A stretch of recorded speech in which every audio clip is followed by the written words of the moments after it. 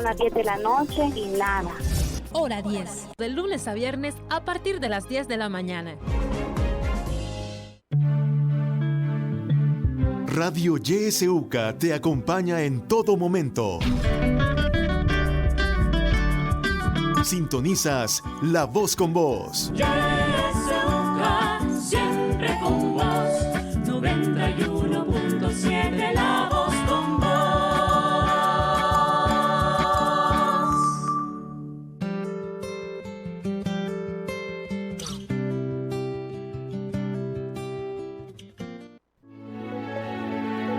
Política, economía, realidad nacional. Presentamos La Entrevista, un espacio de análisis y discusión producido por YSUCA.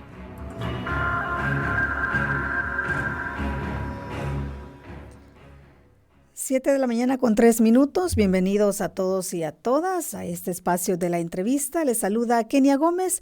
Este día vamos a hablar sobre transparencia y acceso a la información pública. Se encuentra con nosotros para abordar este tema Loida Robles, directora de Fortalecimiento a la Institucionalidad del Estado, Transparencia y Anticorrupción de FESPAD. Le damos la bienvenida. Buenos días, Loida. Buenos días, Kenia. Un gusto estar nuevamente acompañándoles en este espacio. Muchísimas gracias a usted por su disponibilidad siempre. Bueno, comencemos, como dije, el tema transparencia y anticorrupción. Hay muchos casos, Loida, de reserva de información y cada vez vamos viendo muchos más casos.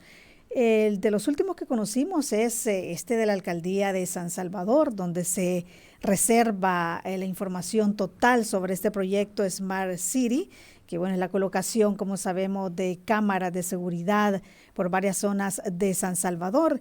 Pero no solamente se reserva la ubicación de estas cámaras, que podría decirse, pues, bueno, podría ser información reservada, sino también la inversión, es decir, cuánto ha costado este proyecto para los capitalinos, tomando en cuenta, pues, que es dinero público. ¿Qué opinan ustedes de que se reserven este tipo de proyectos que se realizan con dinero público? Bueno, mencionando nada más uno de tantos casos donde se reserva información. Sí, definitivamente que en temas de acceso a la información pública, transparencia y combate a la corrupción en el país hemos venido en un serio retroceso.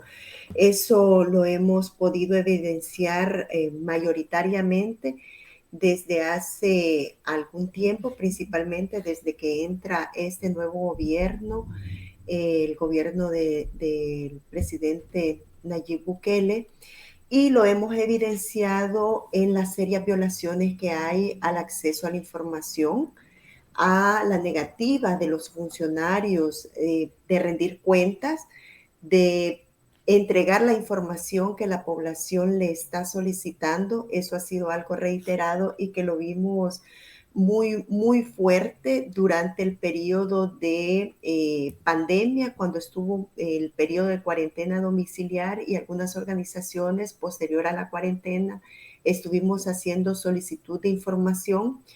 A partir de ese momento fue que hubo un quiebre mayor en el sentido de que de manera sistemática se está negando información a la población. Las y los ciudadanos hacemos solicitudes de acceso a la información y por lo regular la respuesta que tenemos es que es información reservada, y hay una característica que se está viendo por parte del funcionariado público, y es que utilizan una causal de reserva por el tema de seguridad del país, pero la característica principal que se está observando es que no se fundamentan las resoluciones de negativa de acceso a la información pública. Es decir, simplemente se le dice a la población, no se le va a dar porque esa información es de carácter de seguridad del país, de seguridad pública. Sin embargo, no se hace una justificación como se establece ya por mandato legal, que los funcionarios deben de fundamentar el por qué en determinado caso se estaría haciendo una reserva de información, y fundamentar el por qué se estaría utilizando el periodo de reserva que se establezca según cada caso. No obstante, lo que tenemos es eso que comentaba previamente, el funcionariado simplemente no entrega la información y no fundamenta las razones de peso y legales principalmente de por qué no se estaría entregando esta información.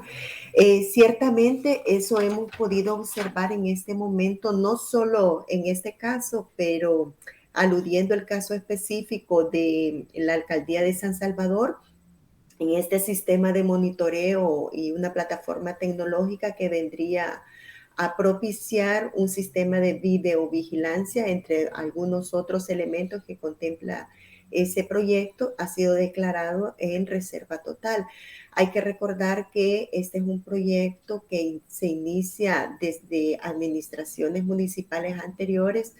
Ya de manera previa se había detenido cuando fue impulsado por el entonces alcalde de San Salvador, Nayib Bukele, ahora presidente, porque había una vinculación por parte de la empresa que en determinado momento se llegó a evaluar por parte de la Comisión Evaluadora de Ofertas que estaba analizando todas las ofertas que le habían sido presentadas y determinaba que el representante legal de la empresa también era representante legal del entonces alcalde de San Salvador. Entonces había una vinculación que no permitía la contratación de esta empresa. No obstante, posteriormente se sigue mencionando a esta empresa como la encargada de impulsar el proyecto, y actualmente lo que tenemos es una reserva total que está propiciando la alcaldía de San Salvador con al frente el alcalde Mario Durán. Y hay que recordar que la ley de adquisiciones y contrataciones de la administración pública establece que todos los procesos de adjudicación de contratos deben de ser públicos. La reserva que se tiene en cuanto a las contrataciones que se hagan se dan en el momento en que se aperturan las ofertas, se inicia el proceso de apertura de ofertas. Ha sido creada la comisión evaluadora al interior de las instituciones de gobierno y estas empiezan en una deliberación que inclusive al interior de las mismas instituciones no tienen permitido conocer cuál es el proceso de evaluación que está llevando esta comisión. Eso es algo que es de manejo exclusivo de la comisión. Hay una responsabilidad legal de parte de estas instancias que se generan al interior de todas las instituciones del Estado cuando se está en un proceso deliberativo para la contratación de un bien y servicio por parte de una institución del Estado. Entonces hay una responsabilidad legal y hay una protección por las mismas implicaciones que tendría de injerencias indebidas por parte de algunos actores al interior de las comisiones evaluadoras para que no hayan contrataciones amañadas, o al menos eso se espera, en cuanto a la reserva de toda la deliberación. Pero elementos generales y posterior, una vez ha sido designado, se tiene la resolución por parte de la comisión y se emite el acta en la cual se establece cuál es el resultado de esas deliberaciones. Se puede y se debe por parte de los funcionarios dar información a la población. Hay aspectos generales que tienen una vinculación directa a toda la población, en tanto son proyectos para la misma sociedad. Hay implicaciones en cuanto a los montos que son contratados, a los objetivos de los proyectos, los fines que persigue, el alcance que va a tener.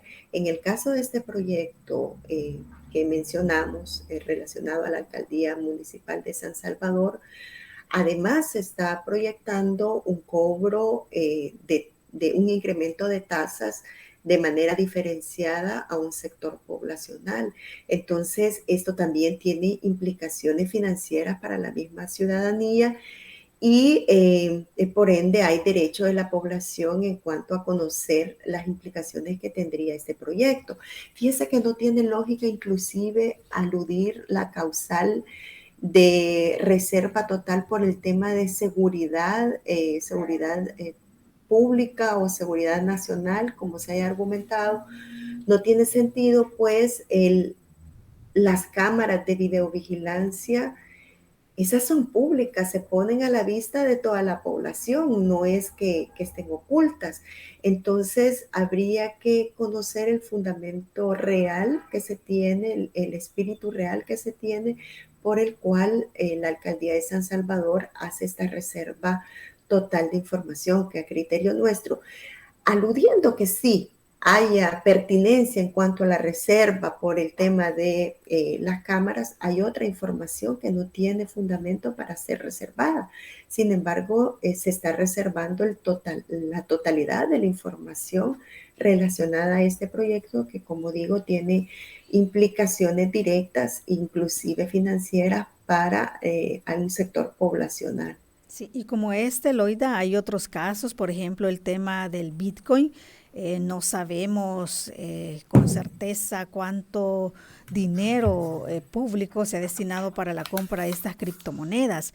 Pero este ocultamiento de información va más allá también de cifras, de lo documental.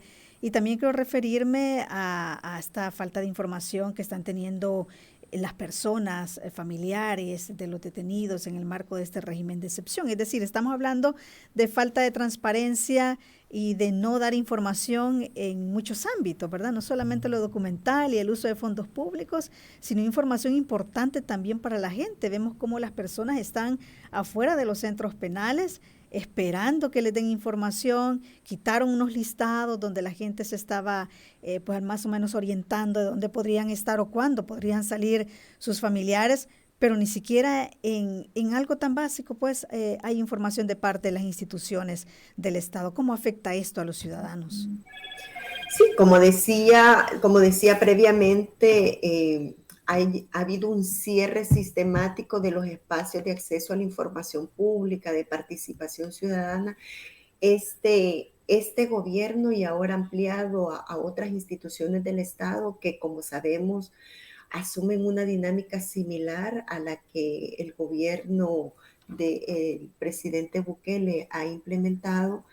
Hay instituciones del Estado, Asamblea Legislativa, Corte Suprema de Justicia, una serie de instituciones a nivel de instituciones autónomas también, que tienen característica de no entregar información. Este gobierno, y como digo, ahora ampliado a otras instituciones del Estado, valdría decir este Estado, prácticamente está impulsando una gestión con características de opacidad, con cierre de espacios de participación ciudadana y no le caracteriza el combate a la corrupción ni la transparencia pública.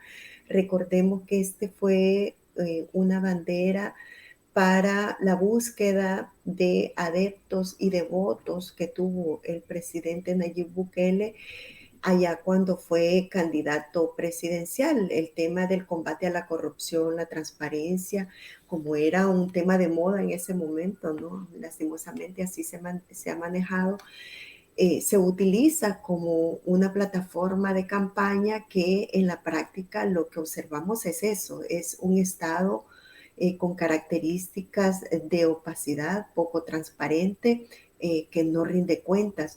Esa característica de no entregar información, de no rendir cuentas, la vemos reflejada, como bien dice usted, Kenia, en diversas dinámicas. Lo vemos, por ejemplo, en este tema del Bitcoin.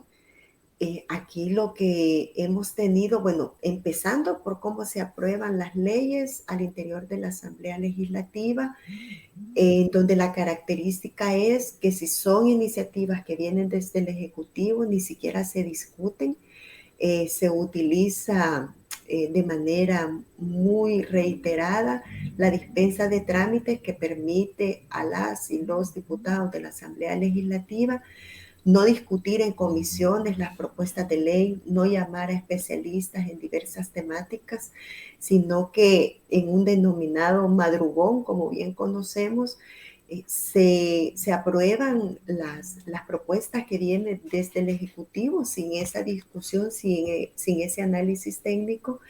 Y lo que tenemos son marcos jurídicos que están transgrediendo el derecho de la población. El tema de Bitcoin no fue ajeno a este proceso, así fue aprobada la ley sin análisis técnico. Yo creo que ni los mismos diputados y diputadas que aprobaron la ley dimensionan el riesgo en el que pusieron al país y que lo vemos en la práctica, porque en este momento no hay información, también hay reserva de parte de Bandesal en razón de toda la gestión que se está haciendo en temas de Bitcoin.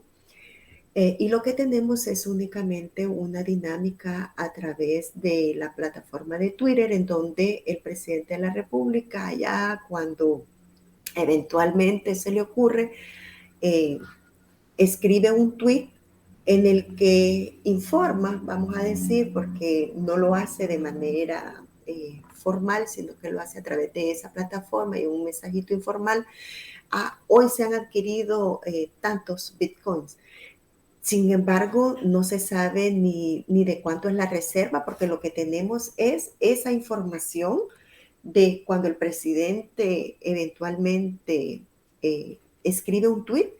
Entonces, de ello uno puede ir haciendo una suma más o menos de cuánto es la adquisición que se ha tenido en criptomonedas, pero como digo, no hay una información sistemática de cuánto realmente se está adquiriendo, cuáles son los criterios que se están implementando para poder hacer las adquisiciones de criptomonedas y cuál es la reserva que se tiene. Se intuye nada más por la suma que uno hace empírica de los tweets que emite el presidente, pero no se tiene esa información de cuánto es la reserva.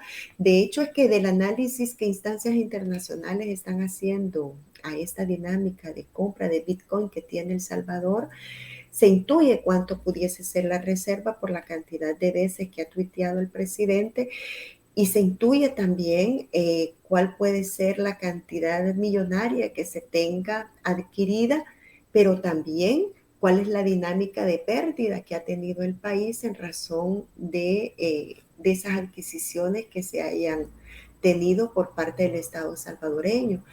No se sabe quién compra las criptomonedas y a qué cuenta electrónica está siendo destinado también ese dinero. Entonces, es una situación de discrecionalidad, de opacidad, que en ese tema en específico del Bitcoin está llevando al Estado a un mayor endeudamiento.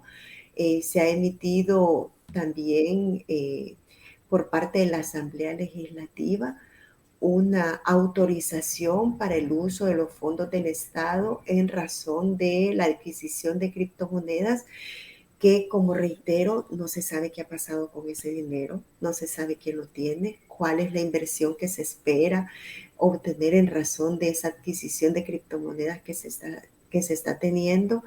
Es decir, todo bajo reserva, sin transparentar la gestión que se está haciendo en este tema, y lo cual pone al país en una situación también de mayor endeudamiento y de mayor riesgo, porque lo que se está observando, como reitero, es pérdida en cuanto a la adquisición que se ha tenido, y eso también es una pérdida especulativa que uno puede ver por la falta de información que se tiene por parte del Estado. Entonces, al final, lo que se tiene es pérdida de dinero, dinero que no llega a la población y que no se está invirtiendo en derechos económicos, sociales, culturales de la población salvadoreña. Sí, Loida, usted decía, no transparentar la gestión pone en riesgo a la población. Y hablemos más allá también de dar información y transparentar el uso de fondos públicos. También lo que hacen los funcionarios en toda su gestión es importante. Y quiero referirme de manera breve a esta investigación que sacaba anoche El Faro, donde hacía referencia pues a que estas muertes que hubo a finales de marzo y que dio paso al posterior régimen de excepción, tiene que ver precisamente por una ruptura, ¿verdad?, en este diálogo que había entre el gobierno y las pandillas, ¿Y cómo vemos eso precisamente que usted dice? ¿Cómo no transparentar lo que hacen los funcionarios puede afectar a todo un pueblo? Y lo estamos viendo actualmente con el actual régimen de excepción. Me gustaría conocer su opinión sobre este punto, Loida, porque creo que es importante también hablar sobre las decisiones que toman los funcionarios. Esta investigación muestra cómo pues uno de los funcionarios ayudó a sacar a un líder de pandilla que está reclamado también por Estados Unidos. Sí, lastimosamente hay una articulación al interior de la Asamblea Legislativa que le permite mayoría ya con los aliados que tiene el oficialismo de las otras fracciones legislativas, permite una mayoría hasta calificada, ¿verdad?, al interior de la Asamblea Legislativa que permite la emisión de marcos legales en detrimento de las grandes mayorías y en favor de un grupo muy pequeño. Se ha manejado específicamente y con esta dinámica que traía a colación el hecho de que el estado de excepción es en beneficio de la población porque lo que propicia es esa captura muy amplia que se está teniendo supuestamente de miembros de pandillas. Este estado de excepción que ha sido también prorrogado y que inclusive se está manejando una eventual segunda prórroga, lo cual sería inconstitucional, sino es que ya todo el hecho del estado de excepción, porque no tiene fundamento constitucional para haber sido emitido, se está manejando una segunda prórroga que vendría a facilitar todo un actuar discrecional por parte del Estado. De recordar que el estado de excepción ha permitido una dinámica de violación de derechos humanos amparado justamente en la situación de estado de excepción que permite este marco legal aprobado por la Asamblea Legislativa. Tenemos en este momento detenciones arbitrarias, abuso de poder, abuso de autoridad por parte de funcionarios de seguridad pública y militares que se tienen en las calles.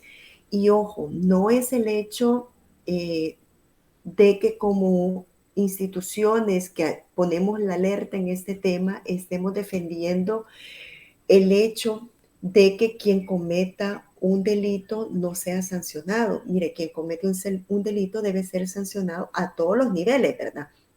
Sea el ciudadano de a pie, como normalmente se le conoce, pero también el funcionariado público que está cometiendo delito debe de ser sancionado, lo cual no estamos viendo en este momento.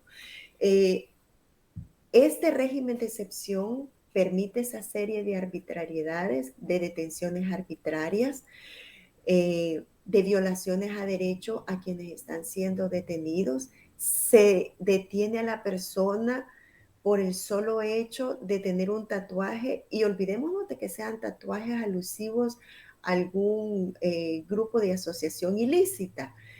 Es que se detiene a las personas por tener un tatuaje independientemente de si es alusivo a un grupo de pandilla o no. Pero además se está deteniendo a personas por causales y que no se le explican, no se le permite el hecho de contar con un abogado y en temas de acceso a la información pública, una vez detenidas estas personas, los familiares no tienen conocimiento de a dónde ha sido llevada la persona detenida. Entonces, es una serie de violaciones de derechos constantes que se están teniendo amparados siempre en marcos legales como es el régimen de excepción. Esto, lastimosamente, al igual que los casos anteriores que veíamos, tienen esas implicaciones negativas para la población. Tenemos, por ejemplo, hemos observado una serie de madres que no conocen el paradero de sus hijos, no saben, andan de institución en institución buscando si es que su hijo se encuentra ahí detenido. Hay que recordar que cuando se da la detención administrativa, la dinámica que tiene este estado, es que los familiares prácticamente son los responsables de canalizarle la alimentación a quienes están siendo detenidos. Y si el familiar ni siquiera sabe en dónde está detenido su hijo, en el caso de las madres, cómo le va a hacer llegar los alimentos y qué condición y qué calidad de vida estará teniendo al interior de estos lugares a los que están siendo llevadas las personas detenidas. Son miles de personas las que han sido detenidas. Tenemos conocimiento que a la Procuraduría para la Defensa de los Derechos Humanos se ha abocado una cantidad fuerte de personas, de familiares, a interponer su denuncia. También instituciones como FESPAD, Cristosal y otras hemos estado registrando casos de violaciones. Como instituciones intentamos dar un acompañamiento o por lo menos una asesoría en cada uno de los casos que conocemos. Es bastante difícil por la dimensión y la cantidad exagerada de casos de personas detenidas.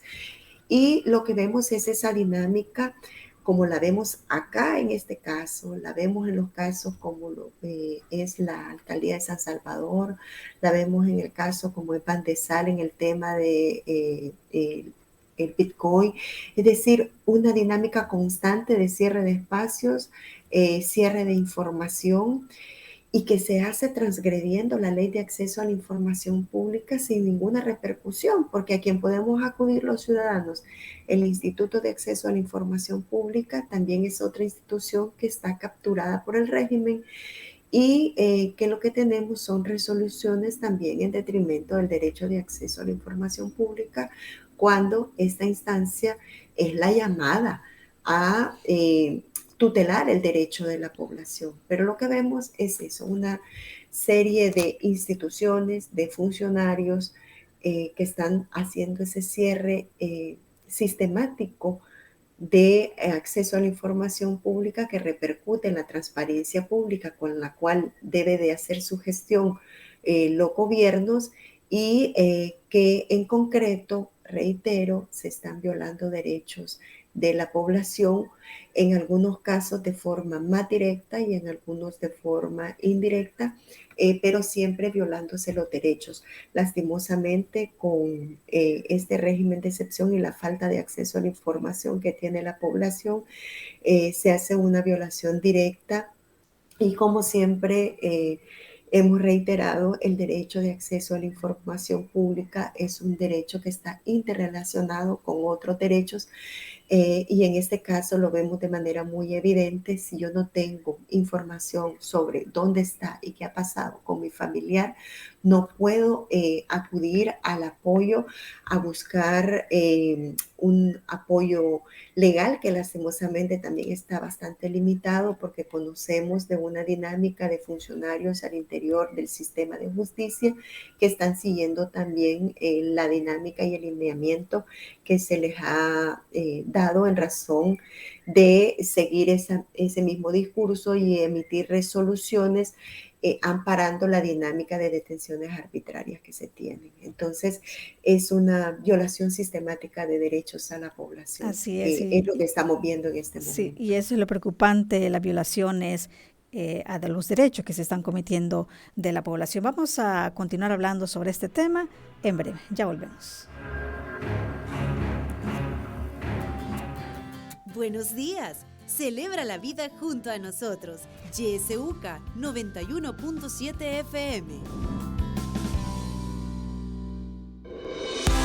En la internet puedes buscarnos en nuestra página web www.ysuca.org.sb, en Twitter como @ysuca917 y en Facebook como Radio YSUCA 91.7 FM.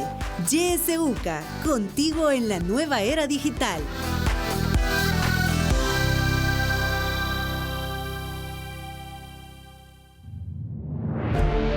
Sintoniza Radio YSUCA en el 91.7 del FM.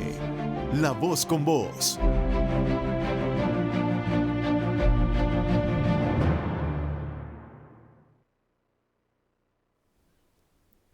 7 de la mañana con 32 minutos. Gracias por continuar en nuestra sintonía. Estamos hablando sobre transparencia y acceso a la información pública y está con nosotros Loida Robles de FESPAD. Usted puede participar en estos momentos marcando nuestros números 2275-9501, 2275-9502 o recuerde siempre está disponible nuestro WhatsApp 7571-2779. También vía Facebook Live puede dejarnos sus mensajes de texto. Tenemos un mensaje, dice: el Estado de Derecho ha muerto, una sola persona es la ley, avanza imparable el reino del terror. Es uno de los mensajes que nos llega en estos momentos vía redes sociales. Loida, vamos a esperar más participaciones. Mientras eso sucede, Loida, yo quisiera también hablar sobre estas instituciones que están pues encargadas de monitorear las acciones de los funcionarios y sancionarlos también en caso de que cometan actividades que podrían pues estar fuera de la ley. Estamos hablando del Tribunal de Ética Gubernamental. Recientemente se reeligió a quien ahora es el presidente Néstor Castaneda. ¿Cuál es su opinión con respecto al trabajo que está realizando el Tribunal de Ética Gubernamental en miras pues a transparentar también lo que hacen los funcionarios, pero también sobre esta reelección del actual presidente? Sí, sobre eso creo que vale la pena acotar en dos aspectos. Uno, el rol del Tribunal de Ética Gubernamental como una de las tantas instituciones, ¿verdad?, contraloras del quehacer de los funcionarios públicos, pero también el proceso de elección que se sigue al interior de la Asamblea Legislativa. Ese es el otro aspecto que creo que vale la pena mencionar. Sobre el rol que tiene el Tribunal de Ética Gubernamental, realmente esta es una instancia que ha sido cuestionada durante muchos años, principalmente porque se dice de una institución que carece de dientes no necesariamente legales, sino que ha estado orientado principalmente a la gestión que han tenido a su interior los distintos funcionarios que han estado al frente de ella. Esta institución hemos conocido con el actual presidente que se han tenido muchos casos que han sido denunciados, Sin embargo, por parte del presidente reelecto ha habido una gestión bastante débil. Ha habido un caso, por ejemplo, que se conoció públicamente y que es el caso del ministro de Salud, el ministro Alaví, que fue denunciado ante el Tribunal de Ética Gubernamental y el tribunal emite una resolución prácticamente favorable al ministro cuando lo que se estaba conociendo era de una serie de contrataciones, de compras por parte del Ministerio de Salud y en el contexto de la pandemia por COVID-19 que estaba orientado a favorecer a algunas personas cercanas al ministro Alaví. No obstante, la resolución que tiene el Tribunal de Ética con este titular al frente de ella fue en favor del ministro, pasando de largo el hecho de una contratación, obviamente favoreciendo los intereses particulares. Eso por poner un caso, ¿verdad? Pero han habido muchos otros casos y que en su inmensa mayoría no han seguido la debida diligencia al interior del Tribunal de Ética Gubernamental. No obstante, con esa gestión débil que se ha tenido por parte del actual presidente, la Asamblea Legislativa, y un poco ahí quisiera referirme también al proceso que se sigue al interior de la Asamblea Legislativa. La Asamblea Legislativa premia con un periodo más de 5 años al actual funcionario. Obviamente uno empieza a deducir que la reelección puede deberse justamente a que no hay persecución a actos constitutivos de corrupción que puedan estarse dando con el actual gobierno. Y recordando nuevamente que al interior de la Asamblea Legislativa la mayoría es de corte oficialista, la mayoría de diputadas y diputados es de corte oficialista. Entonces, hay una dinámica, como bien decía la persona que opinaba, en donde hay una concentración de poder. Las instituciones funcionan alrededor de los intereses particulares de muy pocas personas y no de las grandes mayorías, y eso es lo que tenemos al interior del Tribunal de Ética Gubernamental y obviamente al interior de la Asamblea Legislativa, que es inevitable mencionar en cada momento el rol que está teniendo la Asamblea Legislativa de cara a favorecer también a un grupo muy pequeño. El proceso de elecciones de segundo grado no es algo nuevo, no es algo exclusivo de la conformación actual de la Asamblea Legislativa, en donde hemos visto que funcionarios son electos por parte de las fracciones al interior de la Asamblea Legislativa con intereses, con falta de criterios de por qué se elige a tal o cual funcionario.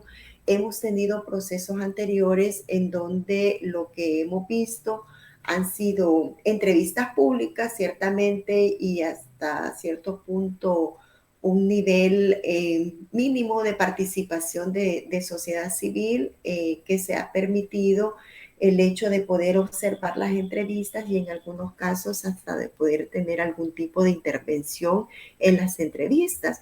Pero ¿qué es lo que sucede después cuando se están eligiendo a estos funcionarios de segundo grado?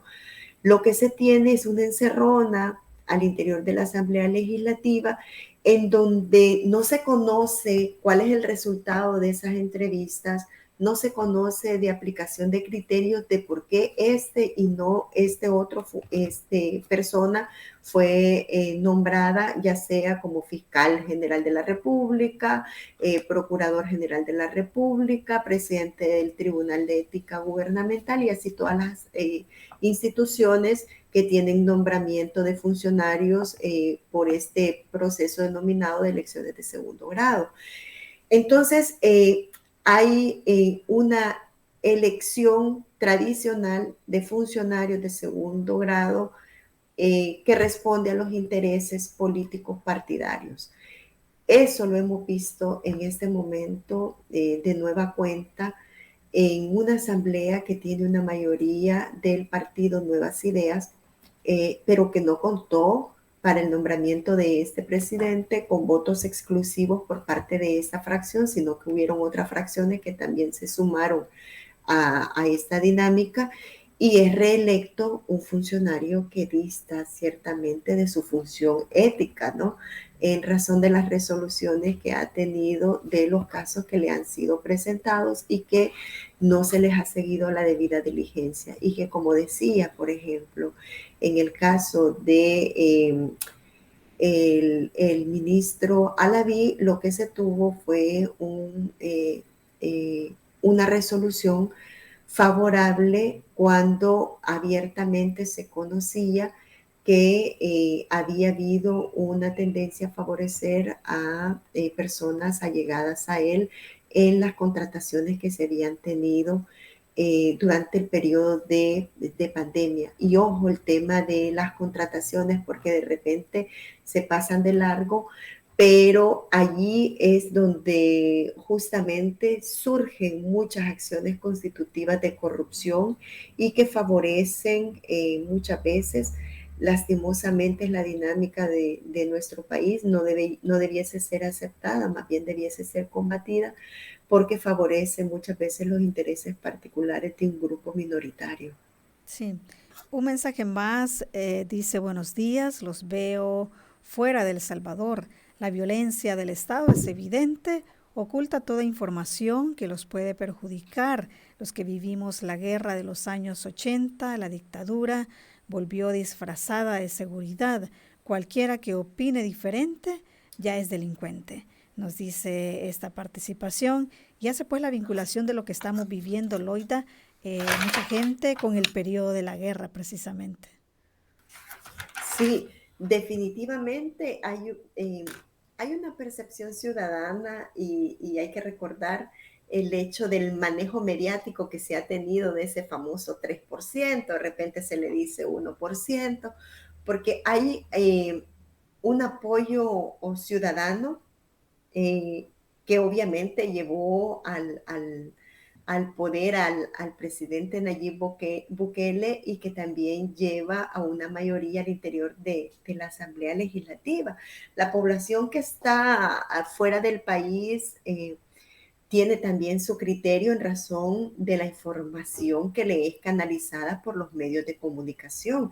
Recordemos acá el hecho de que hay medios de comunicación de gobierno de todo tipo, ¿no? Hay a través de redes sociales, hay a través de medio televisivo, a través de radio, a través de medio impreso, es decir, este gobierno tiene un alcance mediático muy fuerte y que ahí se maneja un discurso obviamente favorable a la gestión presidencial.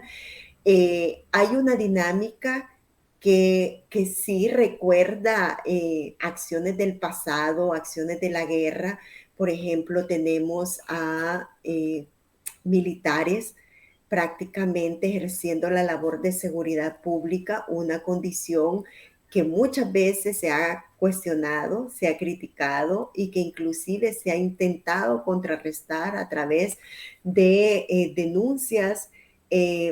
Sin embargo, lo que tenemos en este momento sigue siendo una seguridad pública militarizada y eso obviamente recuerda el ejercicio de la dinámica que se tenían en el tiempo de la guerra, pero además la concentración de poder, el control de la institucionalidad del Estado, es decir, que lo que nos falta ahorita sería una dinámica de intervención con las armas, que ya se tienen muchas en el país también, pero una intervención de condición de guerra, pero prácticamente estamos en una dinámica similar a la del pasado y que, como decía, y traía a alusión el hecho de la comunicación oficial, porque hay una responsabilidad de todas y todos de hacernos del conocimiento de lo que realmente está pasando en el país, ¿no? De que yo intente contrastar fuentes. Bueno, sí, me gustan los medios de comunicación oficialistas, pero también, ojo, veamos también medios de comunicación alternativos que permiten una visión diferente de lo que realmente está sucediendo en nuestro país, y con esas versiones pues yo hago mis evaluaciones, pero lo importante es que diversifique mis fuentes y que haga esas contrastación de discursos que me permitan tener un criterio propio y que justamente eso yo tenga mi criterio y mi análisis. Necesitamos hacer como población un análisis más allá de lo que se me está presentando a través de los medios de comunicación del oficialismo. Es una responsabilidad que tenemos todas y todos de cara a contribuir a un mejor país y a un país con funcionarios de alto nivel que respondan a los intereses poblacionales. Sí, y este ocultamiento de información, Loida, y estos posibles actos de corrupción han tenido ya algunas consecuencias. Hay funcionarios salvadoreños que están incluidos en la lista Engel, otros han sido sancionados por la ley Magnitsky, pero no vemos de parte de la Fiscalía que se hayan iniciado investigaciones contra esos funcionarios. Estos funcionarios siguen llevando las riendas de las instituciones públicas. ¿Qué podría significar para el país que estas personas señaladas de posibles actos de corrupción continúen frente a instituciones que son relevantes, ¿verdad?, en el quehacer para la gente? Sí, fíjese que es bastante curioso el hecho de que haya habido investigación y resolución a través de la aplicación de estas dos instancias, uno la lista Angel y la otra la ley Magnitsky. Es realmente curioso el hecho de que a nivel de otros países se esté haciendo una investigación y que se estén estableciendo sanciones. Estos marcos que hemos mencionado permiten no solo la cancelación de visas, como en determinados momentos se quiere hacer alusión, entonces no, Estados Unidos me cancela mi visa porque estoy mencionada e incluida en una lista en la que se dice que he realizado actos constitutivos de corrupción. Pues, no voy a Estados Unidos, voy a otro país. Entonces, de repente se ve tan simple como ello, pero hay que ir más allá de las implicaciones que esto tiene. Ha habido una investigación que ha determinado que esta persona se le cancela su visa, ciertamente, y se le cancela porque hay indicios que permiten su vinculación a actos constitutivos de corrupción o en determinado momento, como se ha vinculado a algunos funcionarios, a negociaciones con pandillas. Pero además, estas sanciones permiten en determinado momento un eventual juicio que se pueda llevar a través de las instancias de Estados Unidos, pero además la cancelación de negocios, el congelamiento de fondos, de cuentas, de propiedades, y el hecho de que no pueda abrir yo como persona que aparezco en esta lista, que no pueda aperturar una cuenta de ahorro en otro país, ¿verdad? Solo en mi país. Entonces, hay una sanción más allá de la cancelación de visas, pero en el país no pasa nada. Tenemos a funcionarios que abiertamente se ha investigado y que se ha decretado que sí hay vinculación en estos actos de corrupción o violación a derechos humanos, pero en el país siguen siendo nuestros funcionarios y siguen siendo los que deciden por todas las acciones públicas que tienen repercusiones para toda la población. Y tenemos en esa captura de la institucionalidad del Estado, que siempre es bueno recordarlo, porque las implicaciones negativas que tienen para la gestión de la administración pública es fuerte. Tenemos a un funcionario al interior de la Fiscalía General de la República que responde a los intereses también de la agenda oficialista. Y si este funcionario responde a esos intereses, obviamente tenemos lo que tenemos. Tenemos funcionarios siendo incluidos en estas listas, siendo investigados y siendo condenados porque la investigación ha arrojado indicios positivos de su vinculación a actos constitutivos de corrupción y a violaciones de derechos humanos, pero como ese funcionario al interior de la Fiscalía General de la República responde a esa agenda oficialista, entonces no hay investigación en nuestro país y aquí no pasa nada. Funcionarios que han sido declarados corruptos siguen siendo los funcionarios que gestionan nuestra administración de Estado y son estos funcionarios los que están decidiendo sobre el futuro de nuestro país y que si ya han sido condenados previamente, incluidos en estas listas, investigados y que se ha tenido una resolución negativa en razón de su gestión, no deberían de estar al frente de las instituciones de nuestro país. Pero, como digo, las implicaciones negativas de contar con instituciones que en su totalidad respondan a una sola persona, a una sola agenda, es lo que tenemos en este momento, un tribunal de ética gubernamental que no sanciona éticamente a funcionarios, una Fiscalía General de la República que no investiga casos con altos indicios de personas, funcionarios involucrados en actos de corrupción. Tenemos a una Asamblea Legislativa que emite marcos legales en detrimento de la población. Recordemos también vinculando al ministro Alaví, la denominada ley Alaví, que permite impunidad en todas las contrataciones y compras dudosas que se hayan tenido durante todo el periodo de pandemia y que inclusive con efecto retroactivo, ¿verdad? Para cubrir todas las acciones previas, pero también las futuras.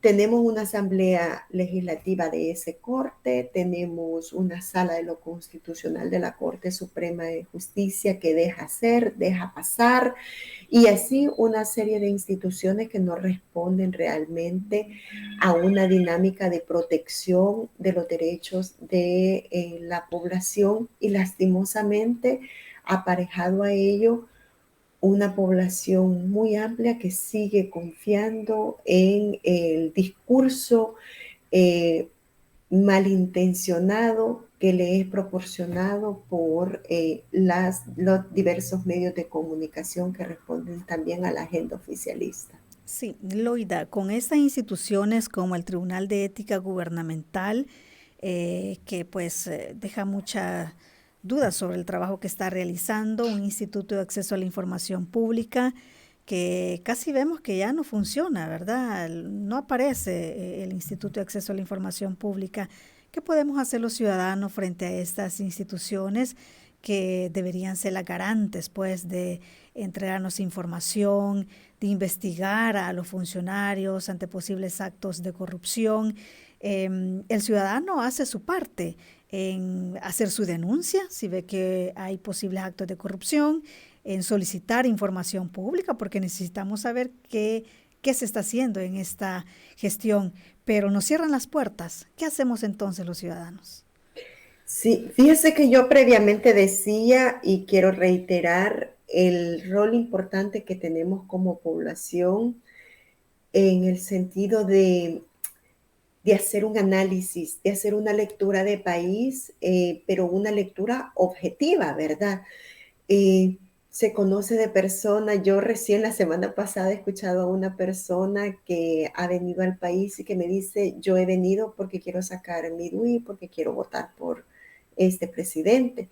Entonces, lastimosamente, sin hacer un análisis crítico de lo que realmente está sucediendo en nuestro país a la luz de los actos, no a la luz del discurso, sino a la luz de los actos, de lo que estamos viendo concretamente que está pasando al interior de las instituciones del Estado y en la dinámica que están impulsando cada uno de los funcionarios, lastimosamente de todos los niveles. Aquí hemos hablado de un nivel local como es la alcaldía municipal, hemos hablado también de un nivel más nacional como son los 3 órganos del Estado y obviamente la dinámica internacional que también se tiene de la población y funcionarios que están fuera del país. Entonces, es necesario hacer esa lectura crítica por parte de toda la población. Sé que hay una población muy amplia que lo hace y estamos conscientes de que tenemos un Estado que tiene como fin último mantener el status quo en el sentido de tener una estructura que permita siempre contar con personas que confían en el discurso oficial a nivel desde nivel básica, de educación básica. Nosotros encontramos los textos escolares con una línea de cara a mantener ese status quo. Entonces hay toda una estructura que no quiere que la población despierte. Entonces eso es bastante difícil y por eso yo no comparto muchas veces cuando se dice, es que la gente no piensa. O sea, sí pensamos, todos pensamos. El punto es esa estructura que me está permitiendo mantener un pensamiento poco crítico. Entonces ahí es el llamado a que seamos más críticos y de quienes ya estamos deconstruidos con esa finalidad de mantenernos callados, ¿no? Con esa finalidad de aceptar lo que ciegamente muchas personas aceptamos, pues tenemos una responsabilidad de alzar nuestra voz y de concretizar con acciones legales. Yo en otras oportunidades he dicho, es bien difícil cuando tenemos a una institucionalidad capturada, ¿a dónde voy, verdad? ¿A dónde voy? Pero mire, reitero, como en otras oportunidades lo he dicho, hay que poner a prueba las instancias, las instancias nacionales, y tenemos toda una comunidad internacional que obviamente tenemos un presidente también que no le importa la opinión de la comunidad internacional, pero tenemos una comunidad internacional a la cual podemos acudir y que obviamente sus planteamientos en pro de los derechos humanos tienen repercusiones, aunque no siempre las logremos observar. Tienen repercusiones políticas y de decisiones al interior del país que vale la pena activar esas instancias, buscar esas alianzas internacionales y activarlas, que permita esa influencia política que a la larga es otra herramienta que tenemos, no solo la jurídica y la de activación de las instancias a nivel interno, sino también la influencia política que puede haber de parte de otros actores y actores con un nivel de incidencia fuerte en las decisiones que se están tomando al interior de nuestro país. Entonces, es un llamado a ello y obviamente un llamado a un nivel alto de funcionarios. Tenemos mucho funcionario que realmente viene de ser consecuente con los derechos humanos y que en este momento están realizando gestiones que distan mucho de la defensa de derechos humanos y del respeto que debe de tener todo funcionario a esos derechos. Un llamado a que recordemos, si somos funcionarios que hemos sido consecuentes en el pasado, a que recordemos esa consecuencia con la que trabajamos y que seamos consecuentes en este momento, ¿no? Y que respetemos esos derechos de las grandes mayorías y que no lo hagamos solo en función de un cargo que pudiese tener, recordando siempre que obviamente necesitamos empleo, ¿verdad? Pero eso no justifica obviamente el hecho de que yo vaya a actuar en detrimento de la mayoría de la población. Así es, Loida, muy importante también esa recomendación que usted daba de usar las herramientas que tenemos, nacionales e internacionales. Y ese es el camino también que tenemos que seguir. Muchísimas gracias, Loida, por haber estado con nosotros. A la orden, siempre a su disposición, y muchas gracias por el espacio. Un saludo para todas y todos quienes estuvieron atentos de este espacio. Feliz día. Así, muchísimas gracias a usted también por estar pendiente y siempre en sintonía de ese espacio de la entrevista de YSUCA. Nos escuchamos el día de mañana con otra entrevista y otro tema de interés para usted. Que tenga feliz día.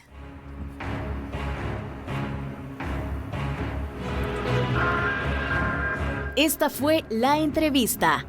Te invitamos a que no te pierdas nuestra próxima emisión.